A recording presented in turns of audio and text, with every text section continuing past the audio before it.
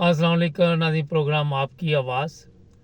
पाकिस्तान जो लोग छोड़ना चाहते हैं वो पूछते हैं कि हम कहाँ पे जाएं। ज़ाहिर है जो पाकिस्तान के हालात हैं वो रहने के काबिल तो नहीं है और महफूज भी नहीं है। क्राइम भी बढ़ते जा रहे हैं, भूख अफलास और बेशुमार परेशानी, बिजली पानी। आज मैं आपको बताऊंगा एक पांचवा मुल्क। इससे पहले चार का मैं आपको बता चुका हूँ। सबसे पहले नेपाल, फिर इंडोनेशिया, फिर मैंने बताया था आपको मोरक्को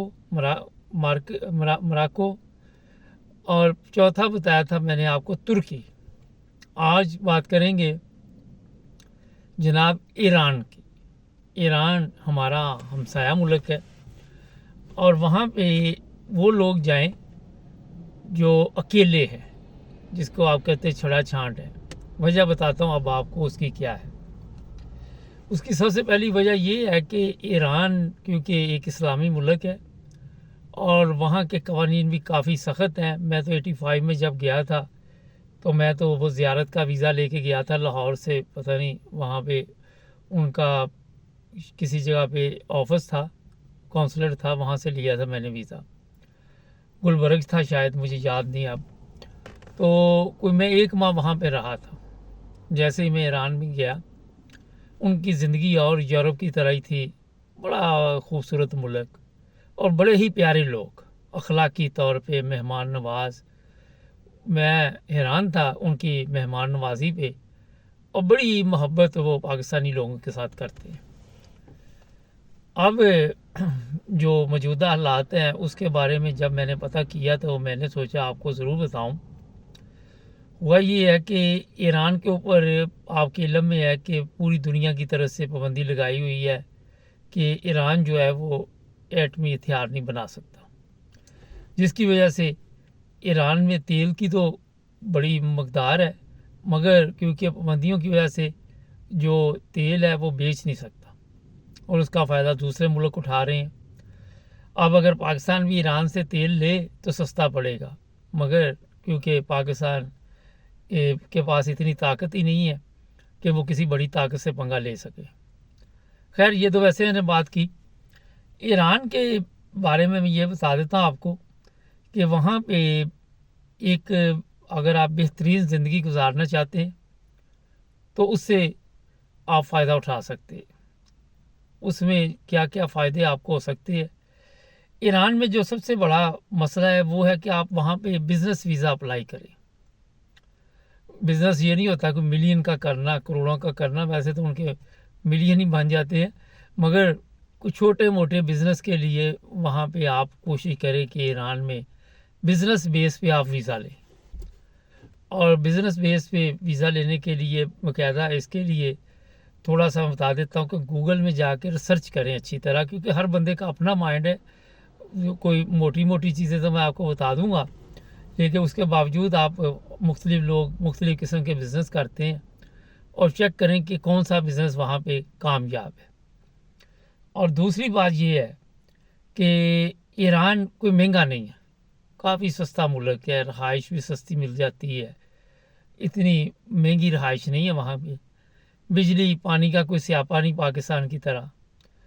और आपको ये भी मैं बता दूं कि वहाँ के लोग जो हैं वो मदद भी कर देते हैं।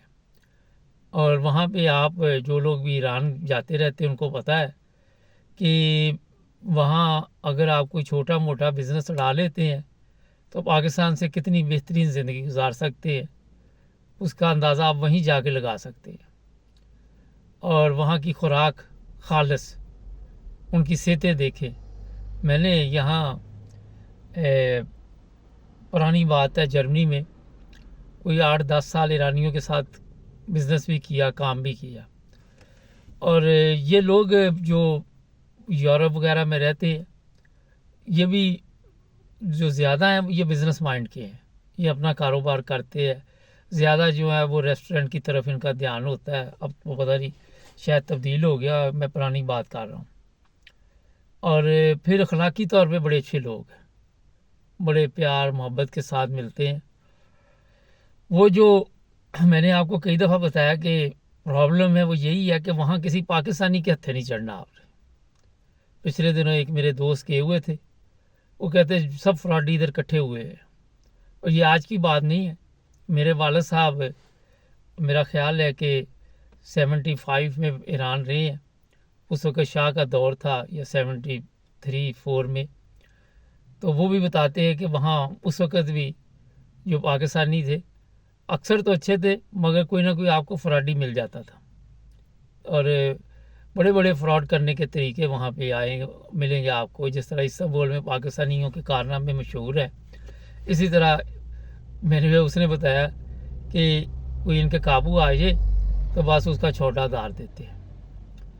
ایرانی لوگ اتنے انگلش نہیں جانتے, یہ بھی ایک بڑا مسئلہ ہے. شاید نئی نسل اب بہتر جانتی ہو, مگر پرانے لوگوں کے لیے انگلش بولنا تھوڑا سا مشکل ہے. اچھا, میں جب گیا تھا تو وہاں ایرانی لڑکیوں کے ساتھ شادی کی ہوئی تھی پاکستانیوں نے, اور بڑی اچھی زندگی گزار رہے تھے. میں ان کے گھر بھی گیا اور انہیں خوب خدمت بھی کی. جب میں نے اب پتہ کیا تو آج بھی ایرانی لڑکیاں جو ہے وہ پاکستانی لڑکوں کے ساتھ شادی کرنے کے لیے تیار ہو جاتی ہیں. اب پرابلم یہ ہے کہ پاکستانی جو شادی کرنا چاہتے ہیں وہ بھی مخلص ہوں, یہ نہ ہو کہ آپ کے علم میں ہے کہ ہمارے لوگوں کے لیے کہیں پہ کوئی موقع مل جائے تو وہ فائدہ اٹھا کے بعد میں چھٹی کرا دیتے ہیں. تو یہ جناب آپ جو لوگ چھڑے چھانٹ ہیں وہ ایران اگر جائیں تو وہاں سیٹل ہو سکتے ہیں.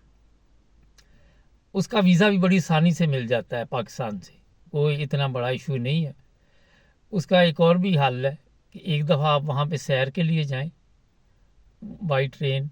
میں تو جب گیا تھا اس وقت میں تفتان کے راستے گیا تھا, اور تفتان سے پھر ایزیلی ایران میں داخل ہو گئے تھے, اور وہاں بسیں وغیرہ کھڑی تھی, ان کے ذریعے پھر ہم مشہد گئے تھے. پہلے زیدان پھر مشہد گئے تھے, اور وہاں پہ پھر میں کوئی 1 ماہ رہا ہوں. خیر, لیکن اب مجھے پتہ چلا کہ یہ جو اور بھی راستے ہیں وہاں سے بھی آپ جا سکتے ہیں, بائی ایئر بھی جا سکتے ہیں.